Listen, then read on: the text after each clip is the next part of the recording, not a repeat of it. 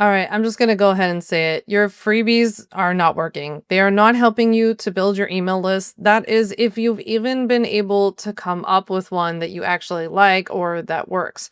But I know you want to build an email list full of future customers who reply to your emails and say things like, "You're in my head. Your emails are the only ones I read." But you're not here to just hand out freebies to people who will download and bounce. Honestly, most people just don't create the right type of freebie or market it in the right way to attract the right subscribers. That's why people's freebies don't work. It's not that freebies don't work. But in this episode, we're going to fix all of that. We're going to learn how to build a great freebie that your ideal customers desperately want. We'll learn how to make sure your freebie attracts people who want to buy what you sell, and exactly what numbers you should be tracking in your business to tell if it's all working.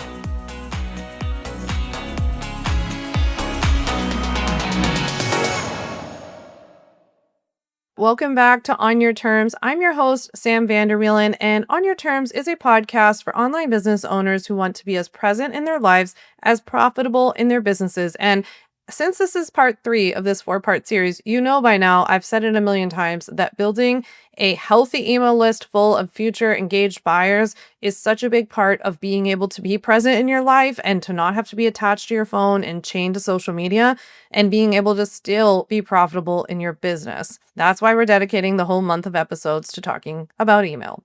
Speaking of, I just have to tell you that I'm sitting here on a very crisp, chilly fall morning. I'm going to Mexico later this week, and yes, I'm very happy about going to Mexico. Don't get me wrong, but it's just started feeling really cool and crisp here, and all my sweaters are coming out, and I'm very excited about fall. And I'm like, I don't want to go. I just want to wear my sweaters, but it's going to be 90 degrees in Mexico, but it will be great. But I have to tell you, it's a Monday morning here, and so I'm sitting here getting ready to, after this episode, to write my weekly newsletter called Sam Sidebar for this week. Usually I have done it before this week, but we just came out of a promo last week, so I'm a little late to the party. But when we go through these promos, I don't get to write Sam Sidebar for several weeks because there's a lot of lead up and invite and webinar invite and then the sales emails and all that kind of stuff. And so I am just jazzed to write this email. And I hope after listening to episode 2 of this series last week that you're feeling the same way. I hope that you get there to this place that I am at where I'm this is the best part of my business between podcasting and email. My writing my email newsletter is just if you can find that thing in your business that you wake up on a Monday morning and you cannot wait to do it, you're doing something right from a marketing perspective. If there's something in your business that you wake up on Monday morning and you're like, I can't believe I have to do that YouTube episode, please stop doing it. Please stop doing it, because not only does it not work for you, it doesn't work for anybody else if that's the feeling. And while I don't, on the one hand, subscribe to this idea that just because you love something, that means it's going to work and everyone else will love it, I completely believe that it's related to the fact that I put so much more effort into it. I'm more excited about it. I think then that comes across. Other people like it and they're more excited about it. So all just here to say, look for that thing that you feel like this on a Monday morning. Speaking of things I feel like this on a Monday morning about, today we are talking about freebies. And if you listen to last week's episode, to part 2 of this series, you might be like, wait, didn't you just say that we don't need to use freebies? Yes, that is true. You can use my easy email strategy to kind of skip the line and not have to use freebies in order to get people onto your email list. But if you listened carefully to that episode, then you know that the reason you can do that is because essentially your email is the freebie itself. That's just how you're positioning it. But you would also know that I said several times throughout that episode that freebies are not dead. Freebies still work great. I still use them. I use them like a 1-2 punch of my easy email strategy plus a couple of freebies that work really well. Because here's the thing, when it comes to freebies provide value, right? So it's a great thing. It is a big deal to ask people for their email and to start having them get your emails and all of that. And people are inundated with email. So it does provide them with some value, and it can attract the right person if you do it correctly. The freebies that we're going to talk about today, they should be positioned in a way that the right person hears that and they're like, oh, I want that. And then naturally they need what you sell. It can also convert them faster because not only can you provide a lot of value within your freebie itself, but then because you can also include something like a nurture sequence, you can really walk your future customer down a path much faster that can get them to convert.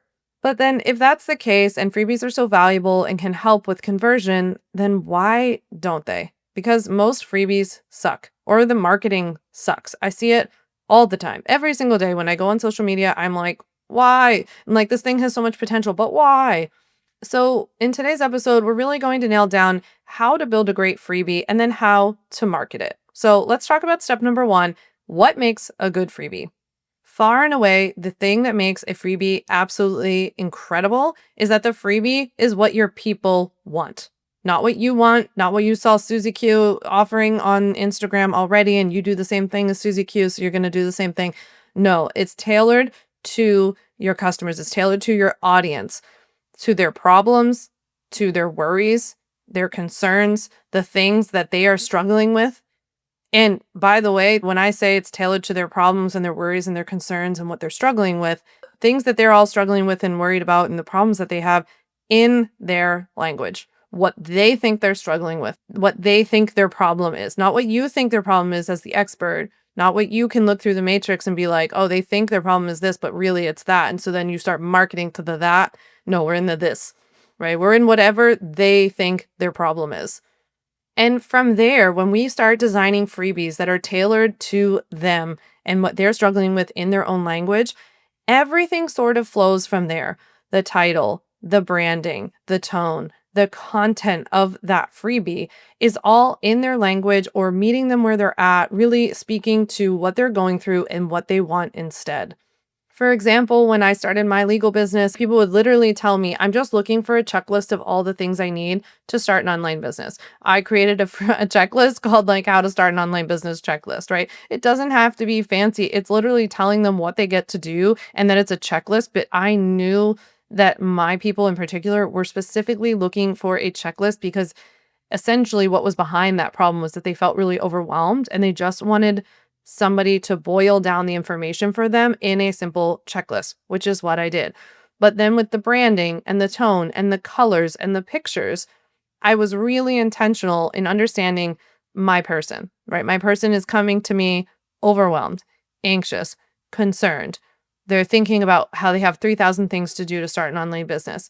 So I was very intentional in the fact that all of my tone, branding, language, pictures, everything are relaxing. It's chill colors. You'll never see red, yellow, none of that stuff, nothing alarming, very chill. I'm meeting them where they're at. I'm helping to already resolve that pain and be like, oh, wow, I already feel better just having downloaded this checklist.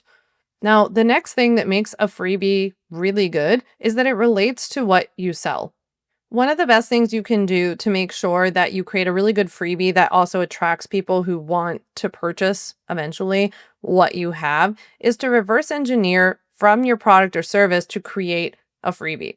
So, for example, my main product is the Ultimate Bundle. It's a package of online legal templates, DIY legal templates, and online trainings for people to learn how to legally start a business, but also to get all the contracts and policies that they need, plug and play, ready to go, like business in a box, ready to set up, right? So when I had this product, I was like, well, what kind of freebie can I create that reverse engineers from this?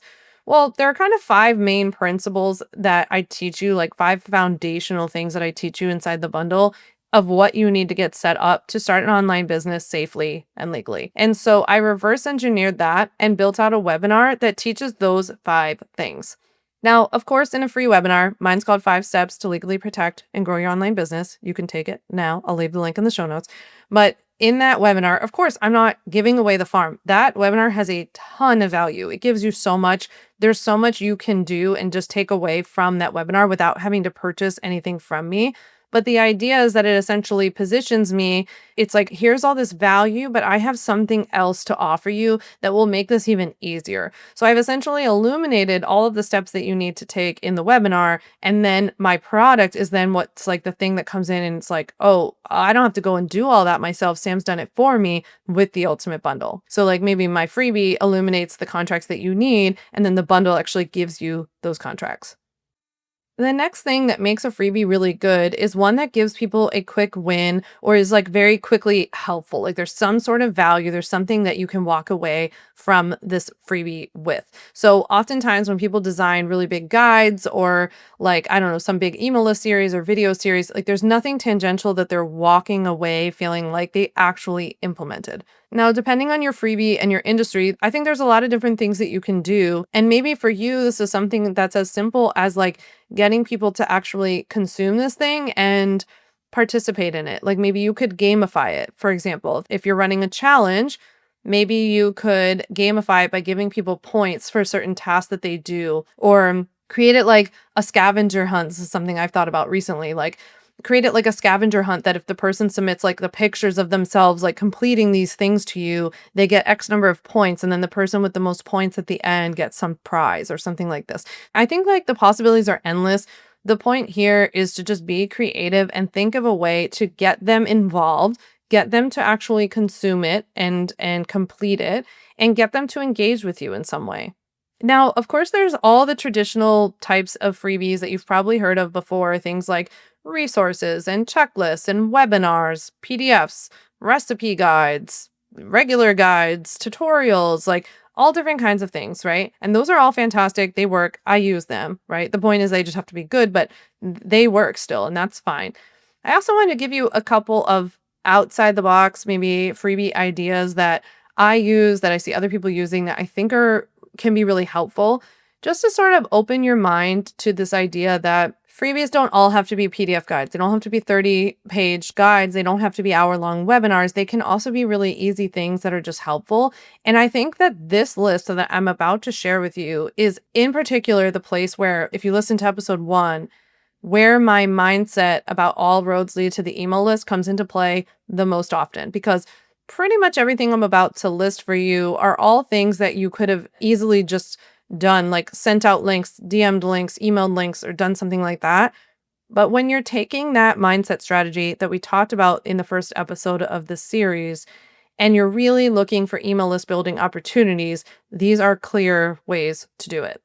The first is to opt in for a series. Okay, so say that you're going to do a series called 4 steps to on how to grow an email list series, right?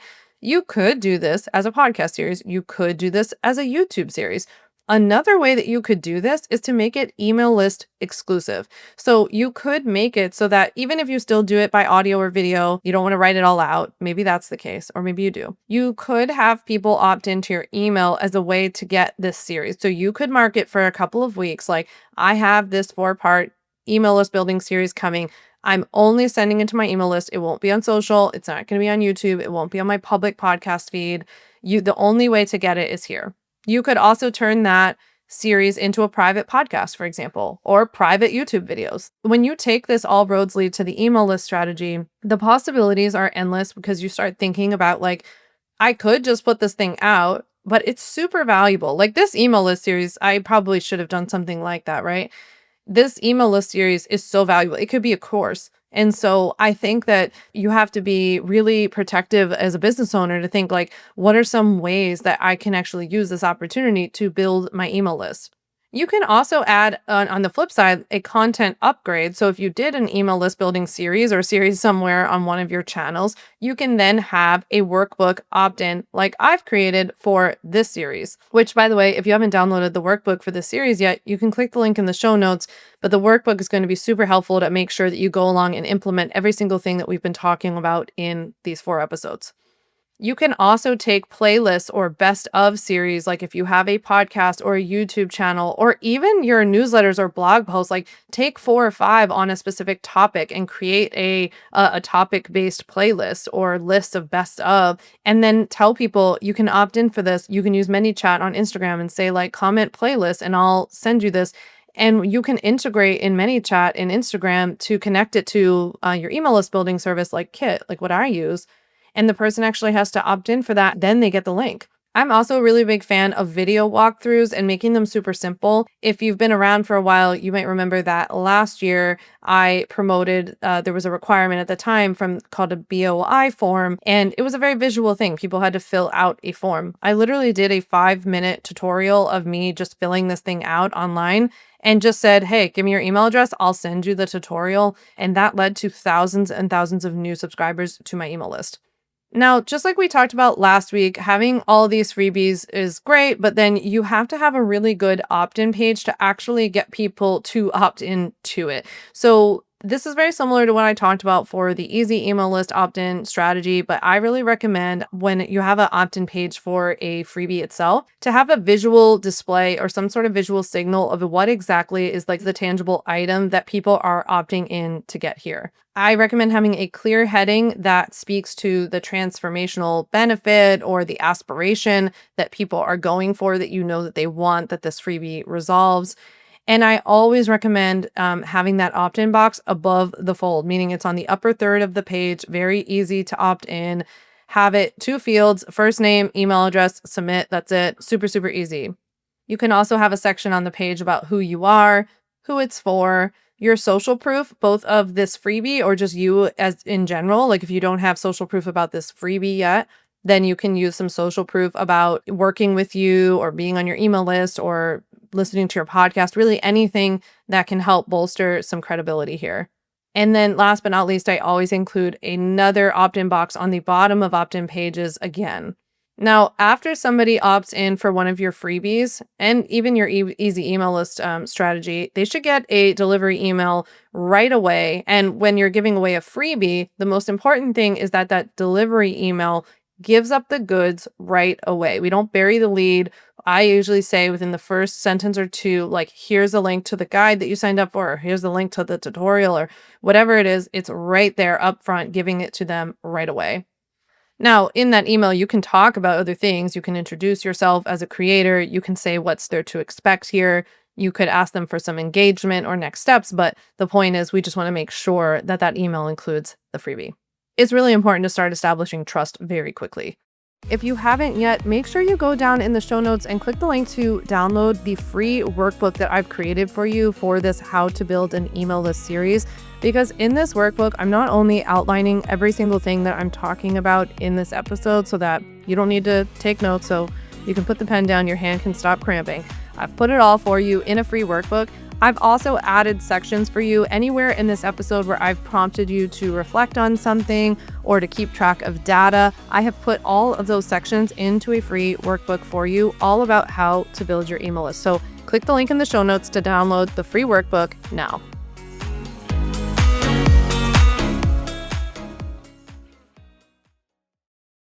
Okay, from here, we're going to move into step number 2, because now that you have a great freebie, we need to know how to position this great freebie in order to get people to actually sign up for it. What's most obvious is to include a call to action in all of your content for people to opt in to this freebie. But if you're listening to this, you're probably like, I've done that, it's not working, and this is probably why. In my experience, the way that most people go about this is that they create content that they want to create, think they should create based on a frequently asked question, like whatever it is.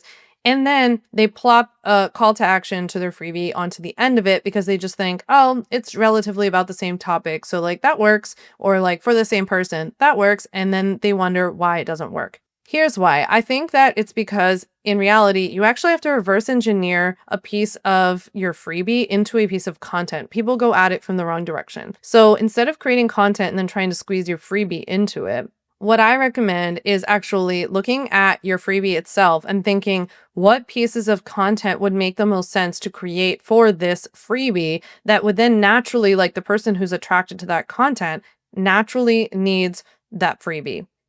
So let's take my free webinar, 5 Steps to Legally Protect and Grow Your Online Business, as an example. Like I mentioned, there are those 5 steps, right? One of the steps that I talk about in the free webinar are the 3 website policies that you need to have on your website, one of them being legally required. So I could do a social post where I talk about the 3 website policies, and it doesn't have to just be like, what are the 3 website policies? Like I could do that, but that's also very on the nose. I could tell a story about somebody's website policy that I saw and how bad it was. Or I could tell a story about like a client horror story that we had about somebody who got sued over a bad website policy. Or the time that I caught somebody on somebody's website. This is a true story. I went on somebody's website and I was just curious about like where they got their policies from. So I clicked on it and it was mine. But then I looked up whether they were a customer and they were not, and they had actually stolen my website policy. So that was pretty funny. So I could tell that story. Like, it doesn't always just have to be the straight up educational, like, here are the 3 website policies you need on your site, right? It could be unexpected myths or mistakes people make when posting their website policies. Point being, you could create, like, I just named probably like 20 pieces of content that I could have just created over one of the 5 steps that I teach in my webinar. And all of those things could be the independent pieces of content. The call to action at the end of those pieces of content could then be like, I talk about the 3 website policies you need and how to properly post them in my free legal workshop called 5 Steps to Legally Protect and Grow Your Online Business. Comment class here to sign up now. That would be a natural, easy way to get people to sign up for my webinar. So do you see how that leads into it so much easier than like me talking about some other random business thing, or like talking about, I don't know, something I don't cover in my class, like affiliate marketing. Like, I could talk about some interesting legal issue with affiliate marketing and then be like, sign up for my legal training. I don't talk about that in it. And there's no natural lead in. Like, I really like saying, like, this is one of the things I'll teach you inside my free training or something like that.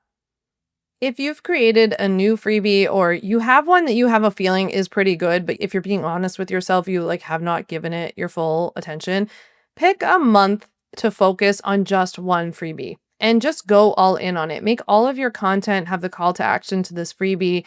Talk about it on Instagram stories as many times a week as you show up on Instagram, or post about it on LinkedIn or X as many times as you post. Try to commit to it, not only because the repetition and consistency helps, but I actually believe that in the repetition, you get better and better and better at talking about it. And so the more you talk about it, you start essentially like collapsing time to realize, like, oh, this is actually the real nugget. Like, this is the thing that's like working. You also start to pick up on patterns. Like, when I talk about this freebie in this way, people opt in. And like, when I'm talking about it from this angle, you don't. Like, you might start to notice patterns that when you talk to people's pain points, that really works, whereas aspiration doesn't work. And some of you might have the opposite. Some of you might have an audience where when you talk to the aspirational benefits that they're looking for, that works much better for them than like constantly talking about their pain.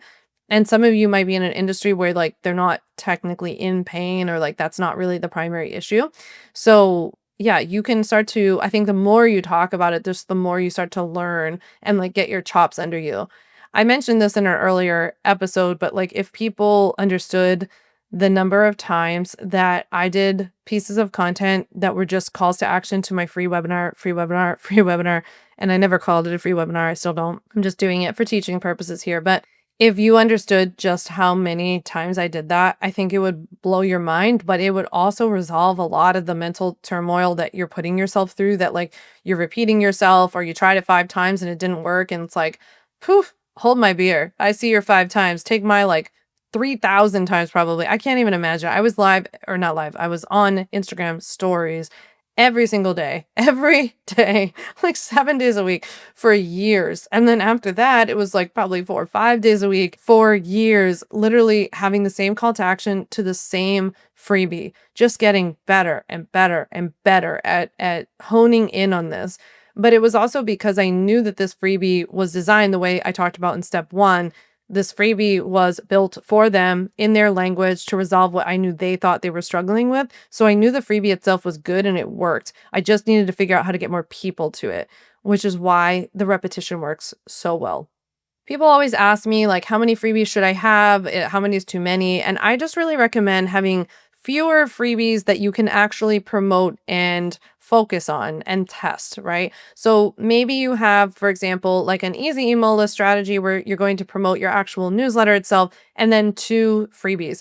I like to play with variety. So that's why I have a webinar, and then I have like a guide and a checklist. So like something that's really, really different, so that I try to recognize like there are different people at different parts of the stage where they're like, I am the kind of person who wants to sit down and watch the hour-long training. And then I know that there are people who will buy who are like, just give me the list and I don't need to sit here for an hour and listen to this. So I try to meet people kind of where they're at. Now, last but not least, there are a series of numbers that you should track once you've set all of this up, or if you already have freebies in your business, I want you to set this up so that you can actually track the data of how these things are performing, so that we can make informed decisions moving forward about what freebies we should pour more energy into, which ones maybe need some work, and which ones should go to sleep. The first number that you want to track is the number of people who land on your opt-in page. That's the full traffic number, right? So if 1,000 people landed on this page, that's your starting number. Then we want to know from there, out of those 1,000 people that landed on that page, for example, what were the number of people who then opted in? When you divide that, that is your opt-in percentage. It's the percentage of people who actually opted in versus the number who actually landed on the page. I also want you to know what your open rates are. So both the open rate of your delivery email, the one that gives them the freebie, and then tracking your open rate throughout your nurture sequence if you have one.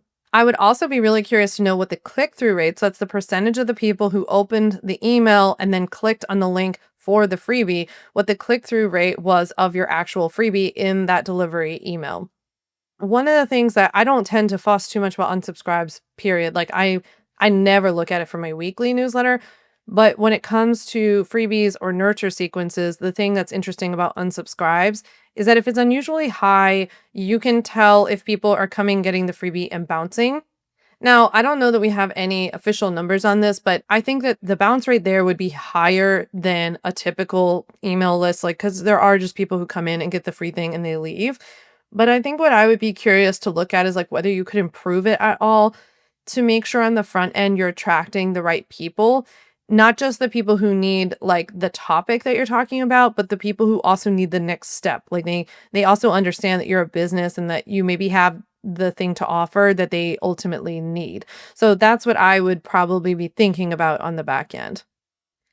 If this series has been helpful to you, I hope that you will do me a huge, huge favor and pass it along to a friend who also needs to build an email list. Post it in a group, share it in your newsletter, share it on Instagram and tag me in it. And speaking of, send me a DM on Instagram at Sam Vanderwielen or reply to my email. Let me know what you learned today. What was the number one most mind-blowing thing you learned in this episode that you're going to implement as a change in your business?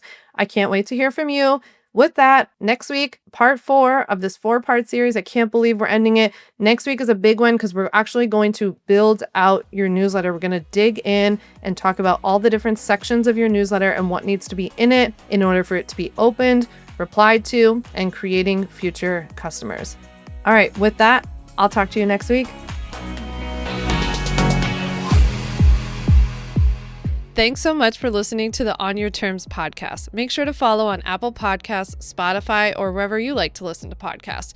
You can also check out all of our podcast episodes, show notes, links, and more at samvanderwielen.com/podcast.